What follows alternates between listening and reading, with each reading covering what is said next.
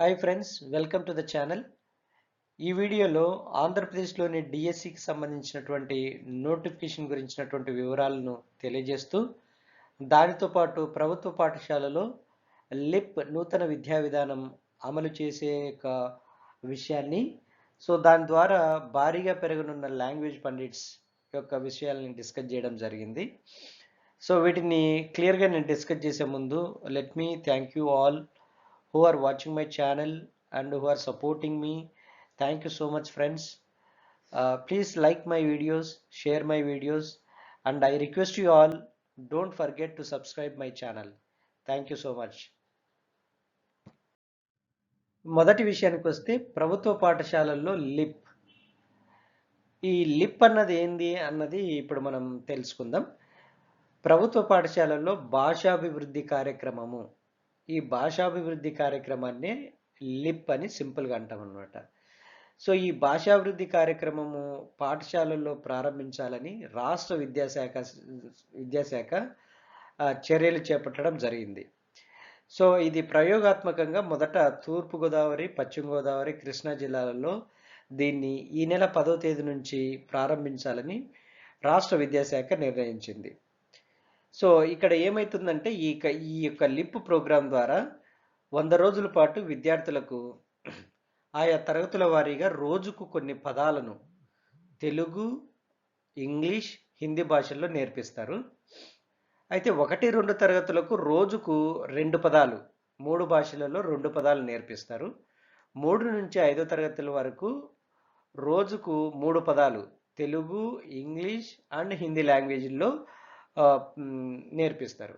అదే 6వ తరగతి నుంచి 10వ తరగతి విద్యార్థులకు రోజుకు 5 పదాల చొప్పున 3 భాషల్లో నేర్పిస్తారు. ఈ విధంగా నేర్పించడం వల్ల 3 భాషలలో విద్యార్థులకు పట్టు దొరుకుతుందన్నటువంటిది గవర్నమెంట్ భావన. ఇది ఒక రకంగా చూస్తే చాలా మంచి నిర్ణయమే, మంచి ప్రయోగమే గవర్నమెంట్ చేస్తుందని చెప్పుకోవాలి. ఇది ఎలా ఈ ప్రొసీజర్ క్లాస్ రూమ్స్లో స్టార్ట్ చేస్తారంటే, పాఠం ప్రారంభించే ముందు ఆయా మాధ్యమాల ఉపాధ్యాయులు విద్యార్థులకు ఆ యొక్క పదాలను నేర్పిస్తారు. ఇందుకోసం విద్యార్థులతో ఒక ప్రత్యేక నోట్బుక్ కలిగి ఉండేటట్లు విద్యార్థులని ఇన్స్ట్రక్ట్ చేస్తారు. తర్వాత ముందు రోజు నేర్పిన పదాలను తరగతి గదిలో మళ్ళీ రివిజన్ చేస్తారు.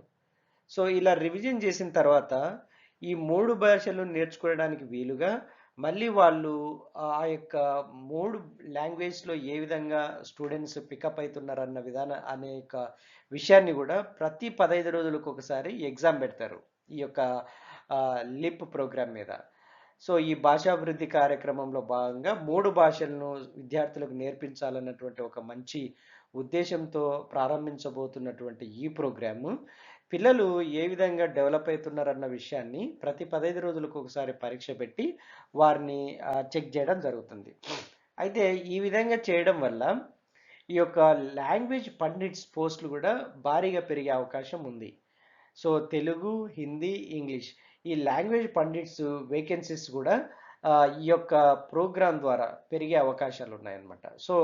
ఇవన్నీ డిఎస్సి నోటిఫికేషన్కి కలిసి వచ్చేటువంటి అంశాలే.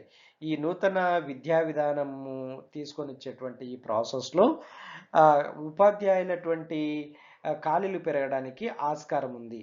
ఎందుకంటే మనము ఇంతవరకు విద్యా హక్కు చట్ట ప్రకారము టీచర్ స్టూడెంట్ రేషియో 1:30 ఉన్నప్పటికీ ఈ మారిన విద్యా విధానం ప్రకారం 1:20 చేసింది. అంతేకాకుండా 3, 4, 5 తరగతులకు ఒక్కొక్క సబ్జెక్టుకు ఒక్కొక్క టీచర్ని పెట్టింది. మళ్ళీ ఇప్పుడు ఈ యొక్క లాంగ్వేజ్ మీద పట్టు విద్యార్థులు సంపాదించాలనేటువంటి ఉద్దేశంతో ఈ యొక్క లిప్ ప్రోగ్రామ్ కూడా స్టార్ట్ చేసింది. వీటన్నిటిని బట్టి చూస్తే ఈ యొక్క టీచర్స్ వేకెన్సీస్ ఎక్కువ ఏర్పడే అవకాశం ఉంది. రాబోయే డిఎస్సి నోటిఫికేషన్లో ఎక్కువ నోటిఫికేషన్స్ రావడానికి, ఎక్కువ టీచర్ పోస్టులు రావడానికి ఎంతైనా అవకాశం ఉంది. తర్వాత ఇంకా రెండో విషయానికి వస్తే విద్యార్థుల హాజరు ఆన్లైన్లో నమోదు. ఇక్కడ పాఠశాల విద్యాశాఖ కొన్ని ఆదేశాలు జారీ చేసింది. అదేంటంటే మెయిన్గా అమ్మఒడి పథకానికి 75% హాజరు తప్పనిసరి చేయడంతో ఇది ఎందుకు ఆన్‌లైన్‌లోనే తప్పనిసరి చేయాల్సి ఉంటుంది. అది గూడా ఈ నెల 8దో తేదీ నుంచి ఏప్రిల్ 30 వరకు ఉన్నటువంటి ఈ పీరియడ్‌ని కన్సిడర్ చేసి ఈ పీరియడ్‌లో 75% హాజరు ఖచ్చితంగా ఉండాలి. అమ్మఒడి పథకము వర్తించాలంటే ఈ నెల 8దో తేదీ నుంచి ఏప్రిల్ 30వ తేదీ వరకు తీసుకునేటువంటి అటెండెన్స్‌లో ఈ పీరియడ్‌లో ఉన్నటువంటి అటెండెన్స్ 75% ఖచ్చితంగా ఉండాలి. అప్పుడే అమ్మఒడి పథకము అప్లై అవుతుంది.